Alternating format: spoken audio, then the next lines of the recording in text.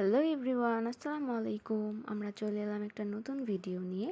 আমরা আজকে রান্না করলাম ইলিশ মাছের তরকারি। তো চলুন দেখে নিই কীভাবে রান্না করলাম। প্রথমে একটা প্যানের মধ্যে তেল দিয়ে দিলাম এবং এটার মধ্যে পেঁয়াজ দিয়ে দিলাম। তো এটা একটু হয়ে আসার পর লাল লাল হয়ে যাওয়ার পর পানি দিয়ে দিলাম। তারপর এটার মধ্যে আদা রসুন দিয়ে দিলাম।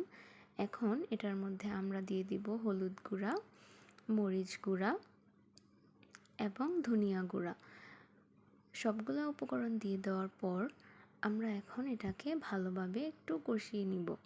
তো এখন আমরা সবগুলো উপকরণ একসাথে মিক্স করে নিলাম, আপনারা দেখতেই পাচ্ছেন। তারপর একটু রান্না হয়ে আসলে এটার মধ্যে আমরা এখন মাছগুলা দিয়ে দিচ্ছি। তো মাছগুলা সবগুলো একসাথে একটু কিছুক্ষণ রান্না করে নিব। তারপর মাছগুলো এরকম হয়ে আসলে আমরা মাছগুলো উঠিয়ে নিব। তারপর এটার মধ্যে বেগুন আর আলু দিয়ে দিচ্ছি। বেগুন আর আলুগুলো রান্না হয়ে আসলে আবার আমরা মাছগুলো দিয়ে দিব এটার মধ্যে। তো মাছগুলো দিয়ে দেওয়ার পর একসাথে সবগুলো আরেকটু রান্না করে নিব। তারপর পানি দিয়ে দিলাম। এখন রেখে দিব আমরা 10-15 মিনিটের মতো। এখন আপনারা দেখতেই পাচ্ছেন আমাদের রান্না শেষ। Thanks for watching.